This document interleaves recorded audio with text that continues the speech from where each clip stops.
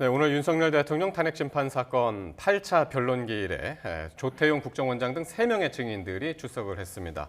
체포조 메모 또 체포 지시 여부가 핵심 쟁점이었는데요. 8차 변론 주요 내용 다시 한번 짚어보겠습니다. 네, 오늘 장성호 전 건국대 행정대학원장, 박창환 장안대 특임교수와 함께합니다. 두 분 어서 오세요. 네, 안녕하세요. 자, 오늘 증인이 3명이었죠. 조태용, 김봉식, 조성현. 그중에서 오늘 가장 먼저 증인석에 앉은 사람이 이제 조태용 국정원장이었고 이 얘기부터 해보겠습니다. 자, 조 원장, 홍장원 전 1차장이 쓴 체포 명단 메모 작성 경위에 대해서 이제 의혹을 제기했는데요.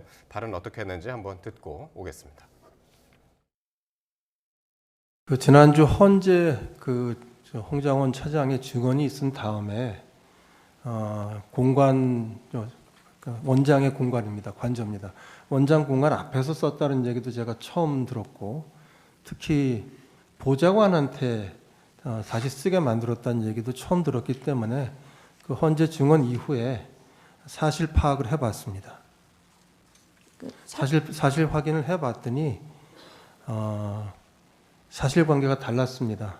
결국 메모가 4가지가 있는 셈입니다.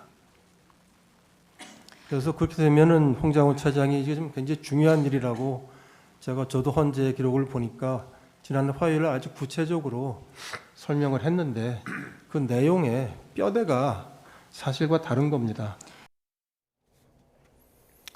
자, 일단은 체포 명단 내용보다는 그 작성된 경위, 형식 이런 거에 지금 문제를 삼고 있는데 일단 홍장원 전 차장이 국정원장 공관 앞에서 메모를 썼다 이렇게 증언을 했었는데 그동안 그게 아니라 알아봤더니 그 시각에 홍 전 차장이 국정원 청사 사무실에 있었다 이거를 지적을 했습니다.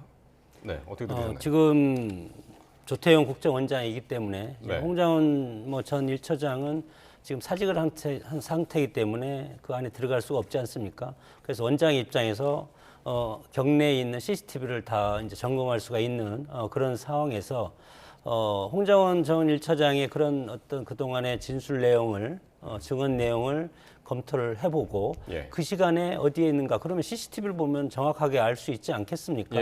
물론 홍장원 1처장 입장에서는 그것이 아니라 이렇게 이제 지금 부인을 하고 있지만 현재 국정원장이 헌재에 나와서 증언을 하는 데 있어서 이것에 대해서 CCTV를 봤을 때 공간 앞이 아니고 사무실에 있었다. 이렇게 얘기하는 것은 이것이 위증이면 처벌을 받지 않습니까? 그렇기 때문에 그것을 위증할 리는 없기 때문에 저렇게 얘기하는 것은 홍장원 전 1처장의 그동안에 국회에서 증언이라든가 헌재에서 증언 이런 것이 오염된 잘못된 증언이다. 그렇기 때문에 이 증언을 탄핵하기 위한 그런 것을 이제 있는 그대로 얘기했다고 이제 생각이 들고 결국은 이 체포조라는 것은 윤석열 대통령의 탄핵에 그리고 국회에서 탄핵을 통과시킨 가장 결정적인 계기가 된 것이 국민의힘 의원이 10몇 명이 이탈해서 탄핵이 성사된 것 아니겠습니까? 그것이 바로 한동훈 전 대표가 여기 체포조에 포함이 돼 있다. 그 다음 날 국민의힘에서 친한계가 여기에 찬성을 해서 204표로 통과가 돼서 지금 헌재에 가 있는 그런 상황이기 때문에 아주 중요한 이런 포인트이기 때문에 이거에 대해서 오늘 증언 내용이 상당히 주목을 받았었습니다. 홍 전 차장은 이에 대해서 반박했습니다. 공관과 사무실은 거의 3분 거리로 굉장히 가깝다. CCTV로 전체 동선을 공개해야 한다. 이렇게 말했는데 어떻게 들으셨습니까? 홍 전 차장이 본인이 통화를 받았다라고 하는 그 시간대 그것만 딱 잘라서 CCTV에 그 시간대에는 사무실에 있었다. 이게 이제 오늘 조태용 국정원장의 이제 이야기거든요.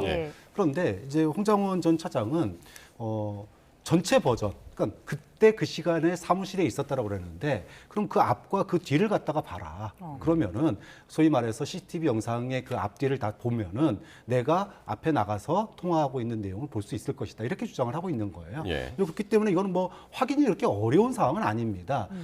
조태용 원장이 국정원장이 위증을 하지 않았을 거다라고 얘기를 하셨고 저도 굳이 위증할 필요는 없었을 거라고 생각합니다. 다만 시간이 약간의 차이는 있을 수 있겠지만 그런 점에서 홍 전 차장이 얘기했던 전체 동선 즉 그 본인이 얘기했던 16분 전후에 예.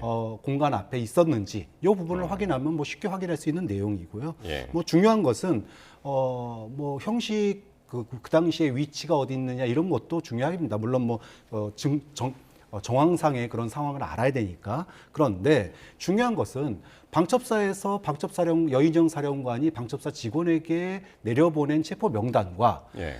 홍장원 1처장이 전화로 받았다라고 하는 예. 내용이 똑같습니다. 지금 지금 화면에 나오고 있는 저 메모장 그렇죠. 말씀하시는 거죠? 물론 뭐 예. 한두 사람의 그런 그 차이는 있을 수 있지만 예. 그 큰 틀에서 보면 이 얘기를 갖다가 홍장원 전 차장이 방첩사령관으로부터 듣지 않았으면 어떻게 알겠습니까 그 내용을? 예. 좀 그런 점에 있어서 예.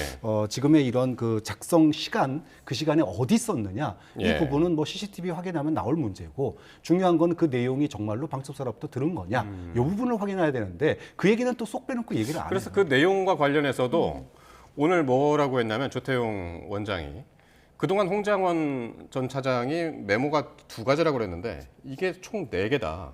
지금 앞서서 이제 화면으로 메모 보셨습니다만은 일단 홍장원 차장이 했던 메모 그리고 보좌관한테서 보좌관이 작성한 메모 그리고 그 다음 날 다시 한번 정서를 해라. 똑바로 한번 써봐라 해가지고 했었던 메모 그리고 거기다가 또 다시 흘겨 썼다는 그 추가적인 메모가 있었던 그 메모 그렇게 해서 4가지다 이런 얘기를 자꾸 하거든요. 네, 뭐 이건 결국은 버전이 여러 개인 것이 예. 그 메모의 어떤 신뢰성을 떨어뜨리기 위해서 버전이 이제 본인이 얘기했던 것과 다르지 않느냐 이 얘기를 한 건데 홍 전 차장은 이것이 이제 4개가 아니라 3개라고 다시 또 네. 확인을 했습니다. 네. 그러니까 본인이 그 어두운 데서 흘렸었던 메모 예. 그리고 그거를 도저히 알아볼 수 없으니 밑 옆에 있는 보좌관을 통해 가지고 정서를 한 거 그리고 그 다음 날 한 번 더 쓴 게 있는데 예. 그것은 본인이 기억과 그 다음에 그 보좌관이 들은 말 그게 기억이 정확하게 쓰여진 건지를 한 번 더 확인하기 위해서 한 번 더 썼다 그렇게 해서 총 3가지 버전이 있는 거다라고 본인이 주장을 했는데 예. 이제 중요한 거는 그 버전에 뭐 심각한 뭐 예를 들어 사람 이름이 완전히 바뀌었다든가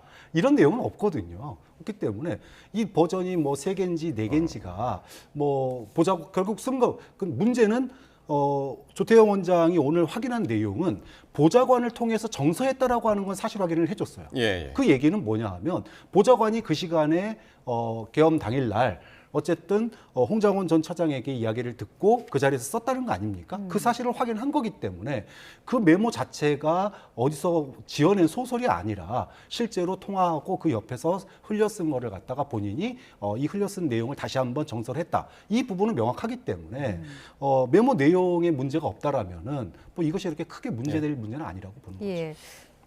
조태용 이제 국정원장 입장에서는 이것이 오늘 종합적으로 뭐 4가지라고 얘기하지 않습니까? 처음에 홍장원 전 1처장이 전화로 받으면서 왼손으로 썼다고 그랬고 그 원본을 찢어 버렸다고 그랬습니다. 파기하고 저는 이 파기하는 그 자체가 어떤 이 증언으로서의 어떤 가치가 야. 거의 저는 뭐 사라졌다고 생각이 듭니다. 저도 기관장을 해보고 기관을 운영해 봤지만 어떤 기관 내에서 어떤 일이 있을 때 저도 정말 누가 와서 항의한다든가 그러면 즉시 이렇게 메모를 해서 놓는 버릇이 있습니다. 예. 그리고 그때 몇 년, 몇 월, 며칠, 몇 시, 몇 분 요까지 정확하게 해놓고 자필로 하는 겁니다. 이렇게 되면은 이것이 증거로서 능력이 있는데 본인이 들은 것을 어두운 데서 왼손으로 썼다. 그리고 그것을 찢어버리고 나중에 그것을 또 보좌관이 이것을 정서를 했고 그리고 나서 나중에 보면은 이게 사진밖에 남아있지 않는데 사진이 또 가필이 된 것이 있지 않습니까? 이 가필이 된 것이 변호인단 입장에서는 이것은 제3자가 개입이 된 것이다. 아니면 예. 사주한 것이다. 이렇게 이제 주장하고 있기 때문에 예. 지금 국정원장 입장에서는 이것은 허위일 가능성이 상당히 크고 신빙성이 떨어진다. 그렇게 이제 주장하고 있는 겁니다. 지금 조 원장은 또 한편 윤석열 대통령으로부터 싹 다 잡아들여 이런 지시를 받고 또 대공수사권을 주겠다고 했다는 홍 전 차장의 증언에 대해서도 전면 부인하고 있지 않습니까? 그러니까 이 부분이 사실은 이제 윤석열 대통령의 말도 여기서 바뀐 부분이 있어요. 그러니까 지난 4차 변론 때 윤석열 대통령이 뭐라 그랬냐면 조태영 국정원장이 미국에 출장 간 줄 알고 있었기 때문에 예. 홍장원 1차장에게 전화를 해서 격려 전화를 하고 예. 이런 거다라고 진술을 했었습니다. 그랬죠. 그런데 오늘 또 한 번 확인된 거는 조태영 원장이 계엄 당일날 윤석열 대통령을 만난 것 같다는 거 아니에요. 그러면 국내에 있는지를 확인을 했다라는 겁니다. 국내에 있는지 확인을 했는데 조태영 원장에게 왜 전화를 안 하고 홍장원 1차장에게 전화를 했을까? 이 부분에 대해서 오늘 왜 그런 일이 벌어졌을까에 대해서 재판관들도 굉장히 궁금해했고 예. 거기에 대한 질의도 있었어요. 예. 물론 이제 그 다음 부분은 추론할 수밖에 없지만 결국은 조태영 원장이 과거 이제 윤석열 대통령으로부터 계엄에 대한 얘기를 들었을 때 거기에 대해서 굉장히 부정적인 반응을 보였고 그 때문에 계엄 당일날 소위 말하면 여야 대표들에 대한 체포 이 부분에 대해서 계엄에 대해서 부정적인 조태영 원장을 패싱하고 1차장에게 전화한 게 아니냐 이런 이제 추론을 한 것이기 때문에 예. 당연히 조태영 원장으로서는 대통령에게 직접 전화 받은 바가 없으니까 그렇게 얘기했을 거라고 저는 뭐 추론할 수밖에 없는 것 같습니다. 예. 교수님. 대통령 입장에서 뭐 국정원 1차장 뭐 크면 크고 작으면 작은 자리인데 국정원장 통상 대통령이면 장관과 상의하지 않습니까? 장관과 상의하고 네. 원장과 상의하고. 그렇죠. 그래서 지난번에 변론 나왔을 때 조태영 원장이 출장 중인 줄 알아서 깜빡해서 했는데 오늘도 윤 대통령이 뭐라고 얘기했냐면 홍장원 1차장이 자기랑 무지하게 친해서 뭐 술도 많이 먹고 뭐 그러면서 자주 만나고 그렇게 소문을 낸 것처럼 얘기를 하지 않습니까? 그러나 지금 본인이 기억하기로는 딱 한 번 식사를 한 관계다. 그럼에도 불구하고 그러면 국정원장이 이제 본인의 기억으로 모르겠습니다. 그것은 대통령이 저 머릿속에는 제가 들어가 볼 수 없으니까 국정원장이 해외로 갈 수 있다는 거 착각을 했기 때문에 그럼 빨리 1차장 통화를 해서 이것에 대해서 이제 뭐 하고 싶은 얘기를 하지 않았겠습니까? 이제 그런 차원이지 이것이 뭐 1차장이 또 어떻게 보면은 그 국외 파트인데 국내 파트는 2차장이지 않습니까? 2차장이나 3차장 이런 사람들한테 전화를 했어야 되는데 국외 파트인 1차장한테 전화하는 것도 여러 가지 정황상 저는 맞지 않는다 그렇게 생각이 듭니다. 그리고 오늘 가만 보면은 이제 어쨌든 조태원 원장은 홍장원 전 차장에 대해서 신뢰성 문제를 많이 이제 거론을 했습니다. 그 중에서 하나가 뭐였냐면 홍 전 차장을 경질했던 이유, 대통령한테 경질을 해달라고 말을 했던 이유가 뭐였냐 했더니 정치적인 중립 문제를 이야기를 했습니다. 여기서 민주당 의원들한테 예전에 7차례나 인사청탁을 했더라. 이 부분은 어떻게 들으셨나요? 뭐 이제 그걸 어디서 들었는지를 이제 얼핏 얘기를 했어요. 그러니까 국회에서 이제 나가서 얘기를 하는데 그 중간에 야당의 국정원에 몸을 담았던 인사들로부터 들었다 이런 얘기를 했습니다. 그런데 야당의 국정원에 몸 담았던 분은 두 분이거든요. 박지원 의원하고 박선원 의원 두 네. 분인데 두 분 다 홍장원 전 처장에게 문재인 정부 당시에 수차례 무슨 뭐 인사 청탁을 받은 적이 없다라고 부인을 했습니다. 예. 그럼 조태영 원장은 도대체 어디서 들었을까? 누구에게 들었을까? 이런 부분이고요. 그렇고 문재인 전 정부 당시에 인사 청탁한 것과 이번에 소위 말해서 그 체포 명단을 갖다가 야당에게 이거 빨리 얘기해야 되는 거 아니냐라고 야당 대표하고도 통화해봐야 되는 거 아니냐라고 얘기했던 것과 이재명 도대체 대표하고. 무슨 연관이 있는지 저는 잘 모르겠습니다. 만약에 이것이 정말 중요한 문제였다라면은 전 정부에서 벌어진 일이라도 이런 사람은 여기 있으면 안 됩니다라고 윤석열 정부 들어섰을 때 정리 대상이 돼야 되는 거 아닌가요? 그런 점에서 일관성도 없고 예. 그리고 이거는 뭐 홍 전 차장의 어떤 진술을 갖다가 야당 이제 친화적인 인사, 야당 편 인사 이렇게 예. 규정하기 위해서 꺼낸 말 이상도 이하도 아니다 이렇게 보는 거죠. 일단 인사청탁과 관련해서는 조태원 원장은 과거에 비공개로 진행됐던 정보위 회의 중간에서 있었던 발언이기 때문에 속기록이 남아있을 것이다 그렇게 이야기를 했는데 모두 다 지금 이 사실에 대해서 부인을 했습니다. 이 이야기에 대해서 박지원 의원은 다른 간부가 했던 청탁을 거절한 게 나는 전부다라고 이야기를 했고 박선원 의원은 국정원에서 홍장원 전 차장 한 번도 본 적이 없다. 다 부인했고 홍장원 전 차장 역시 이 주장에 대해서 자신을 좌표 찍고 몰아가는 것이다 라고 주장을 했거든요. 근데 그것 가지고 해임을 시킨 건 아닙니다. 그것은 과거에 그런 상황이 있었지만 그것은 과거에 그런 행태가 있었기 때문에 그것에 대해서 홍장원 전 1차장의 어떤 행위에 대해서 질타를 하고 약점을 잡는 거지. 지금 핵심적인 것은 정치 중립 의무를 위반했다는 것. 그것이 핵심 아니겠습니까? 조태영 국정원장한테 홍장원 1차장이 12.3 계엄이 발동되고 나서 그 다음에 박근혜 전 대통령 탄핵 때 그때 당시에 신문들을 가져와서 그때 민주당과 국정원이 이렇게 해서 협조를 했다. 그런 서류를 가져와서 그런 차원에서 이재명 대표와 만나서 이거에 대해 수습 방안을 해야 되지 않겠냐. 이런 식으로 보고를 했기 때문에 국정원장 입장에서는 이러면 안 되겠구나. 그래서 정치적 의무 위반이라고 판단을 했고 그리고 나서 사표를 내라고 해서 사표를 냈는데 홍장원 1차장은 이거에 대해서 사표를 반려받았다가 다시 사직을 했다고 그러지 않았습니까? 근데 오늘 증언에서 사표를 반려한 것이 아니고 사표를 가지고 있었다. 사표를 가지고 반려했다는 것은 이것에 대해서 이제 무마를 시도했다는 것을 지금 노리고 탄핵 소추단에서 노리고 그거에 대해 주장을 하는 건데 반려한 일이 없고 다만 가지고 있다가 사직 처리를 대통령한테 건의해서 대통령이 재가를 했다. 거기까지입니다. 예, 인사청탁 의혹에 대해서 헌재가 어떻게 판단할지 앞으로 지켜봐야겠고요.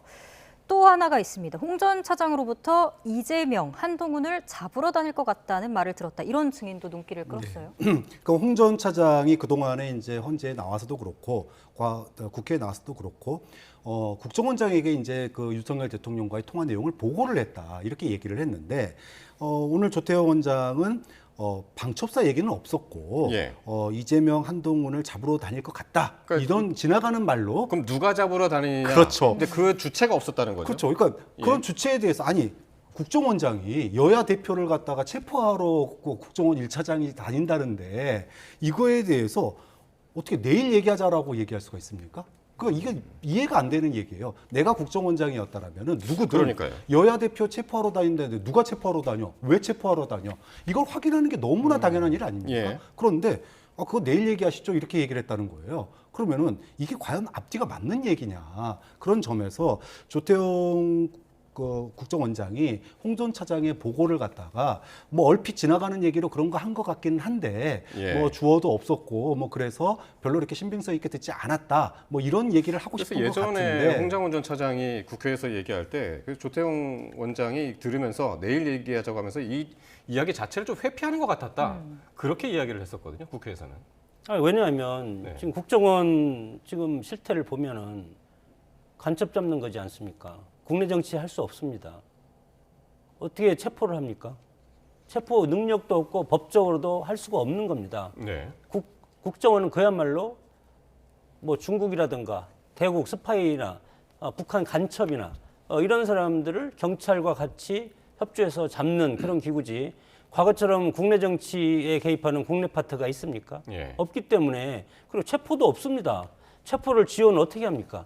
근데 체포 지원이 아니고 체포 지시.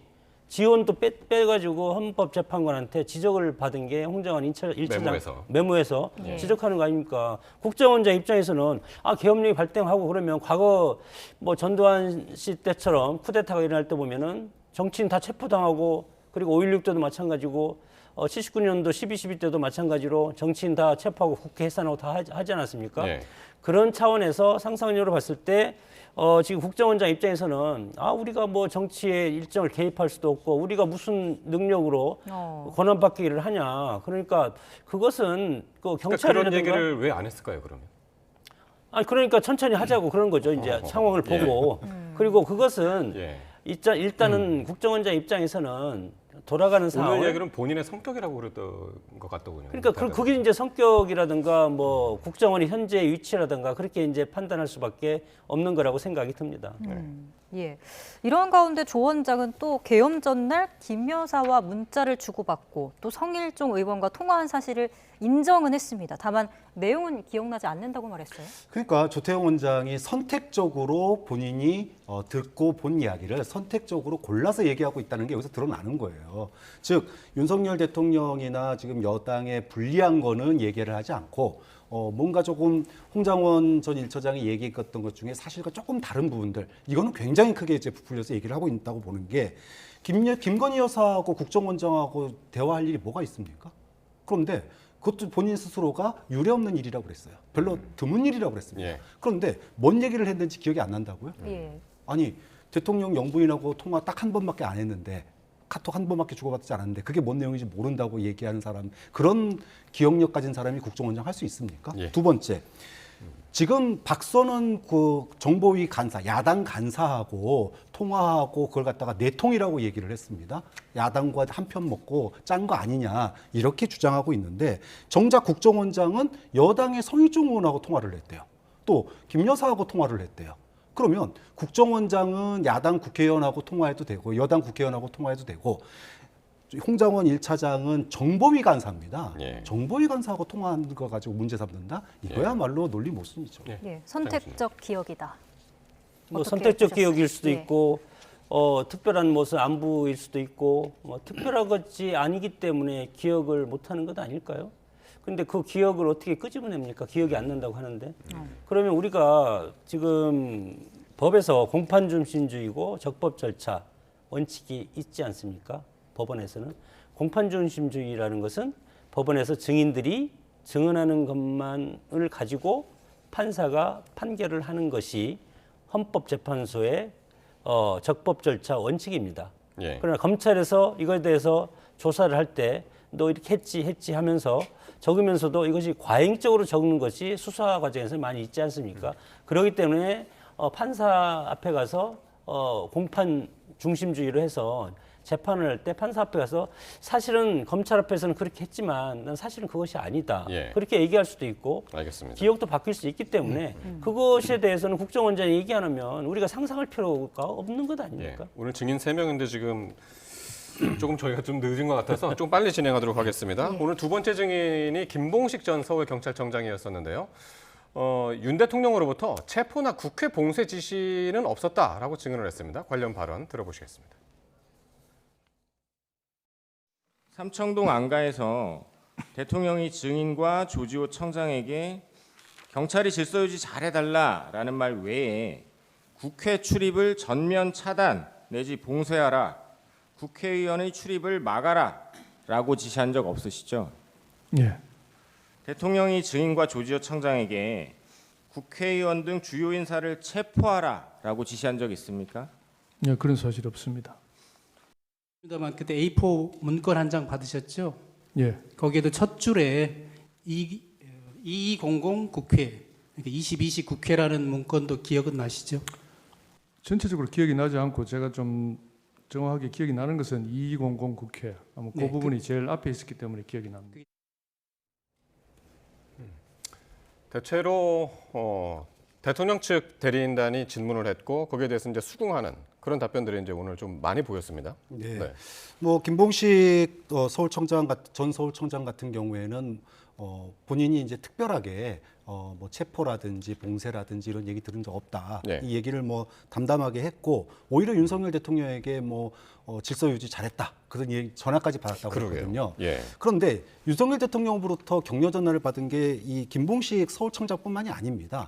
조지호 경찰청장도 네. 윤석열 대통령으로부터 계엄 해제 이후 다음 날 전화를 받았다고 그래요. 네. 그런데 조지호 청장에게는 굉장히 뼈 있는 칭찬을 했다고 그랬죠. 덕분에 계엄이 빨리 끝났다.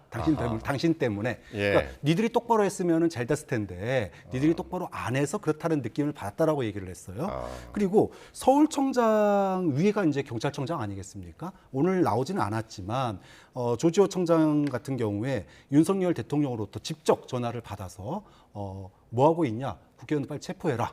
또 끌어내라. 이런 윤석열 대통령으로부터 직접 체포 끌어내라는 지시를 받았다라고 하는 그런 그 검찰 조서에 남기기도 했기 때문에 예. 뭐 이 부분 같은 경우에는 김봉식 전 청장의 서울청장의 질서 유지 얘기와는 별개로 조지호 전 서울 경찰청장의 증언이 있었기 때문에 뭐 이거는 뭐 특별하게 더 얘기를 안 해도 될 부분이라고 봅니다. 네. 국회 봉쇄가 있었냐 없었냐 그거 간단한 것 아니겠습니까? 그거를 지금 규명하려고 봉쇄가 되어 있냐 아니면 봉쇄를 하지 않았냐 그런 걸 하기 위해서 지금 증언들을 계속 헌재에서는 불러서 다른 건 없으니까 이거 형사처벌하려고 하는 것이 아니고 예. 정말 이 계엄령을 통해서 국회를 완전히 권능을 무력화시키고 예. 그리고 나서 국회를 무력화시킨 다음에 무력화시키면 그것이 헌법 위반이지 않습니까? 그렇기 때문에 오늘 김봉식 서울청장도 마찬가지로 국회를 대통령으로부터 이것에 국회 체포라든가 국회 봉쇄를 지시받았냐? 지시받지 않았다 그렇지 않았습니까? 오히려 대통령께서 그 서울청에서 지금 의원들을 빨리 들어보내서 질서 있게 계엄이 빨리 끝났다. 예. 그렇기 때문에 이제 칭찬을 했다는 것 아닙니까? 그것이 왜 빨리 보냈는데 그것을 뭐 질타성 칭찬이라고 하면 말이 안 된다고 생각이 들고 이런 것이 설령 이것에 대해서 마음에 안 드는 분들의 해석이 그렇게 하더라도 예. 모든 것은 다 진술에 의존할 수밖에 없습니다. 우리가 상상력으로 하고 해석을 하면 그러면 진흙 논리에 빠져서 이것이 법을 해석할 수가 없습니다. 예. 그렇기 때문에 우리가 김봉식 서울청장이 체포 지시 없었다. 그리고 난 칭찬 받았다. 그리고 국회 봉쇄도 없었다. 지시 못 받았다. 그럼 그걸로 끝나는 겁니다. 그것을 예. 우리가 해석하면 안 되는 것 아닙니까? 네. 그러니까요. 앞서 녹취로도 들었습니다만 예. 김봉식 전 청장, 김용현 전 국방부 장관으로부터 전달받은 A4 용지 한 장 분량에 관한 문건에 대해서도 증언을 했습니다. 당시 문건에 2200 국회라는 것이 앞에 있어서 다른 내용은 기억나지 않지만 이 부분은 기억난다라고 진술을 네. 했어요. 이제 많은 이제 여권 이제 패널 분들이 홍장원 전 차장이 메모를 처음에 어두운 데서 썼다는 메모를 폐기한 걸 가지고 예. 이제 원본이 사라졌기 때문에 홍 전 차장의 진술을 믿을 수가 없다. 얼마나 많이 비판을 했습니까? 그런데 정작 대통령에게 받은 어떻게 보면 대통령과 관련 있는 자리에서 받은 문건 아닙니까? 근데 이거를 갖다가 보지도 대충 보고 그냥 폐기했대요. 예. 그럼 이런 말을 갖다가 하는 증인의 말을 과연 믿을 수 있습니까?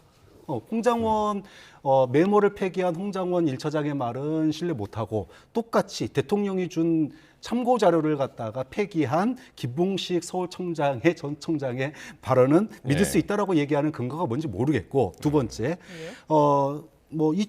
그러니까 밤 10시에 국회라고 써진 것 그거 보고 그냥 폐기했다라고 그랬는데 나중에 기억해 보니 MBC 여론조사꽃 이런 게 있다라는 게 기억이 났다. 예. 그래서 계엄군이 글로 출동하는구나라고 얘기를 이제 기억을 해낸 부분까지 얘기를 했어요. 결국은 이제 경찰청장과 서울청장을 불러서 이런 이제 일이 벌어지면 질서 유지에 만전을 기하고 이런 얘기를 하는 자리에서 받은 거 아닙니까? 좀 그런 점에서 실제로 국회에 갔고 그리고 국회에 갔을 때 중간에 우리가 그 당시에 생중계로 그 당시 두 분 생중계로 하셨으니까 기억나시겠지만 처음에는 통과시켜 주다가 중간에 이제 봉쇄가 됐던 적이 있거든요. 그때는 시민이건 국회의원이건 다 봉쇄를 했었어요. 그렇기 때문에 봉쇄가 없었다라고 하는 것 자체가 우리가 눈으로 봤지 않습니까? 봉쇄되는 거를. 좀 그런 점에서 김봉식 전 서울청장의 선택적 기억 그리고 문서 파기 이 얘기를 갖다가 얼마만큼 신뢰할 수 있겠느냐. 우리가 온 국민들이 보고 들은 거 이걸 갖다가 저는 더 신뢰해야 된다고 보는 겁니다. 예, 교수님. 그 민주당 그때 당시에 이제 의원들이 이재명 대표도 이렇게 유튜브를 통해서 시민 여러분 국회의원을 국회로 모이십시오 그렇게 할 때 그때 민주당 의원 다통방에 그것을 이제 캡처해서 이제 돌아다니는 걸 보면 어떻게 들어왔습니까? 담을 넘어 들어왔습니까? 최민희 의원 같은 경우는 거기 제가 기억나는 게 신분증을 보여주니까 들여보냈더라 이런 것이 또 있지 않습니까? 그렇기 때문에 200명 그리고 국회 내에 들어간 것이 열 몇 명 이런 정도에서 국회를 장악할 수가 없는 것 아니겠습니까? 상식적으로 보면 그렇고 그리고 이 국회를 봉쇄라는 것은 정말 국회를 아무도 출입 못하게 그렇게 해야 되는데 실질적으로 국회의원들이 들어가서 180명인가요? 이렇게 들어가서 계엄 해제를 의결을 하지 않았습니까? 의절해서 다시 대통령한테 통보하고 그런 절차까지 거쳤기 때문에 지금 핵심적인 것은 그겁니다. 이렇게 계몽령이라고 주장을 하는데 대통령이 통치권으로서 행사했고 헌법성 권리로서 근데 그것을 대통령이 정말 계엄을 사람을 체포하기 위해서 시도를 했는지 아니면 국회의 권능을 무력화시키기 위해서 국회를 완전히 폐쇄가 됐는지 그런 것에 대해서 지금 헌재에서는 따지는 것이고 만약에 이것을 형사법으로 다루면 일거수일투족에 대해서 다 따져야 됩니다. 앞으로 다시 재판을 통해서 그런 상황이기 때문에 헌재에서는 큰 줄기에서 이것이 정말 대통령이 헌법을 어겼는지 그리고 이것이 정말 대통령이 파면에 이를 정도로 중대한 것인지 그것이 핵심적인 사안이라고 봅니다. 예.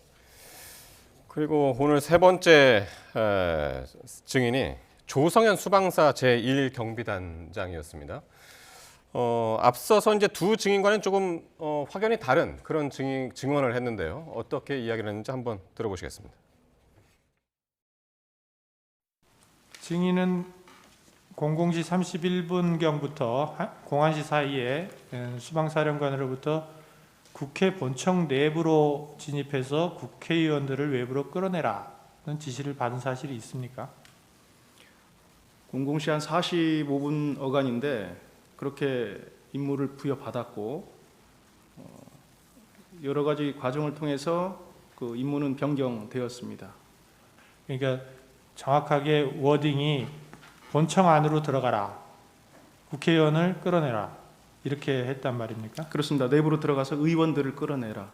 국회를 통제하는 문제도 그렇고 또 의원을 끌어내라는 문제를 과업도 그렇고 그것을 들었던 군인 누구도 그걸 정상적이라고 생각하지는 않았을 것으로 저는 생각합니다.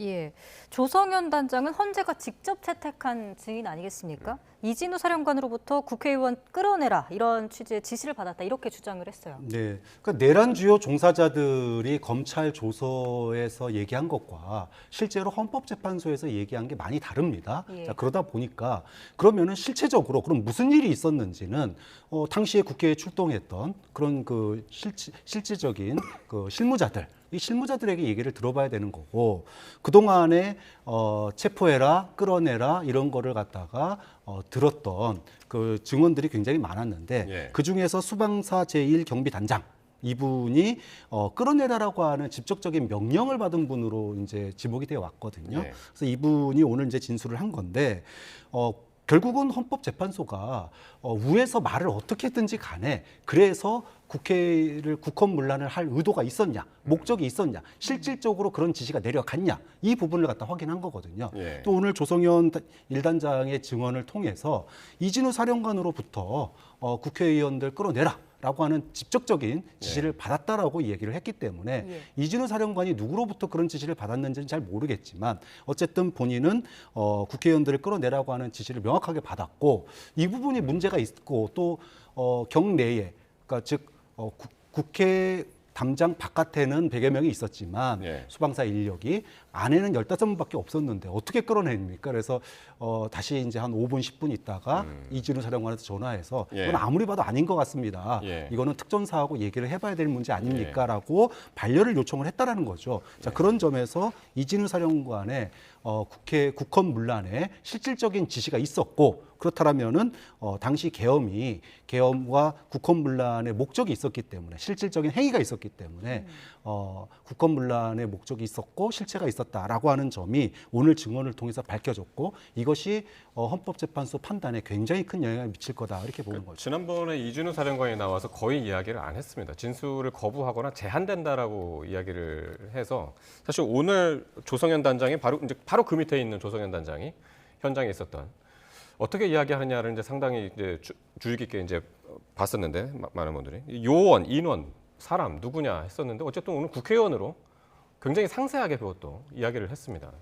그것은 이제 조성현 수방사 1 경비단장의 얘기고 이것이 진술이 신빙성이 있으려면 이진우 수방사령관이 지난번에 나와서 자기는 형사법 지금 검찰 조사를 받고 있기 때문에 질문이 제한된다, 답변이 제한된다 이런 이제 표현을 일정 부분 썼고 그리고 이 체포 지시 뭐 이것은 곽종근 사령관이 또 뭐 사람이냐 인원이냐 요원이냐 뭐 여러 가지 바꿔가면서 그것에 대해서 진술의 신빙성을 의심가게 했고 또 어제죠 성일정 의원이 곽종근 전 특전사령관은 김병주 의원으로부터 여러 가지 리허설까지 받아서 했다고 국회에서 또 폭로를 하지 않았습니까?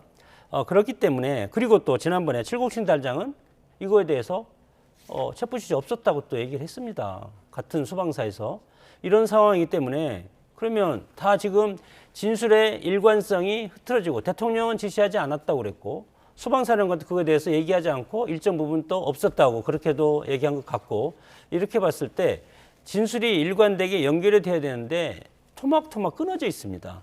그렇기 때문에 또 좀 전에 제가 말씀드렸지만 성일종 의원 같은 경우는 야당 박선호 의원이라든가 김병주 의원이 이거에 대해서 뭐 여러 가지 유튜버로 김병주 유튜브 나올 때도 그거에 대해서 일일이 리허설까지 하면서 질문지도 주고 그런 식으로 해서 이것이 각색이 됐다 그렇게 주장을 하고 있기 때문에 이것에 대해서는 뭐 결정적인 증언이라고 저는 생각하지 않습니다. 예. 변론 기일이 이렇게 마무리될까 굉장히 주목하고 있는 상황이었는데 헌재가 오는 18일 다음 주죠. 9차 변론 기일을 잡았습니다. 양측이 각각 2시간씩 시간을 갖기로 했는데 어떤 것들이 쟁점이 될까요? 뭐 이제 사실상 마무리 단계에 들어섰다 이렇게 보고요. 예. 그동안에 나왔던 얘기들 변호인 그러니까 대통령이 이제 나중에 최종 진술을 하기 전에 양쪽의 주장을 총 정리하는 시간을 갖자 이런 이제 맥락으로 보입니다. 이제 그래서 한 번 더 이런 시간을 갖기로 했는데 예. 문제는 이걸로 끝날 거냐라는 거예요. 네. 근데 이제 내일 평의회를 열어서 지금 이제 윤석열 대통령 변호인단이 강력하게 좀 추가적인 심리를 더 열어야 된다 그렇게 주장을 하고 있고 예. 그 중에서 이제 가장 좀 눈길을 끄는 인원이 이제 한덕수 총리 그 다음에 이제 오늘 안 나왔던 조지호 전 청장 이 두 분에 대해서 예. 꼭 해야 된다라고 주장을 하고 있기 때문에 지금 이제 화요일 날 지금 다음 주 화요일 날 잡혀 있는 거 말고 예. 한 번 더 잡힐 가능성은 좀 있어 보여요. 그렇게 보면 다음 주에 화요일 또 화요일에 열리고 그러면은 목요일 정도나 금요일 정도에 또 한 번 열릴 가능성이 있지 최종 결정도 않을까. 하고 해야 그렇게 되고. 되면 그걸로 거의 이제 심리가 끝날 가능성이 저는 굉장히 예. 높다 그렇게 보고 있습니다. 그렇게 되면 이제 선고는 3월 초중순 뭐 그렇게까지 이제 예상들을 하더군요. 글쎄요, 뭐 오늘 변론인단에서 중대 결심을 하겠다고 또 하지 않습니까? 적법 절차가 지켜지지 않고 피청구인의 방어권이 보장되지 않는 예, 그랬죠. 이런 상황이고 예. 30몇 명의 증인을 신청했는데 8명밖에 받아들이지 않고 헌재 입장에서는 이것이 박근혜 탄핵 때도 헌재 사무규칙에 따라서 이것에 진행이 됐기 때문에 아무 문제가 없다 했지만 헌재 32조에 보면은 이것이 검찰에서 조사한 자료는 쓰지 못하게 이렇게 이제 공판 중심주의라는 것이 그거 아닙니까? 그렇기 때문에 이것을 지금 헌재에서 심각하게 공정성이 침해되고 있다. 예. 그래서 그렇게 되면은 중대 결심을 하겠다가 그럼 이렇게 뭡니까, 지금 중대한 결심? 중대 결심은 뭐 변호인 총사퇴입니다. 그거밖에 없을 것이고 그것이 이제 필요적 변론이라고 하는데 헌재에서 피청군이 있는데 변호인이 총사퇴하면 변론을 진행할 수가 없습니다. 필요적 변론이라는 것은 피청군이 있으면 반드시 변호사가 있어야 되는데 총사퇴하면 그 다음부터 정지됩니다. 예. 그리고 나서 그러면 이제 헌재에서는 또 국선 변호인을 선임해 줄 거 아닙니까? 그러면 국선 선임이 변호해서 오자마자 바로 합니까?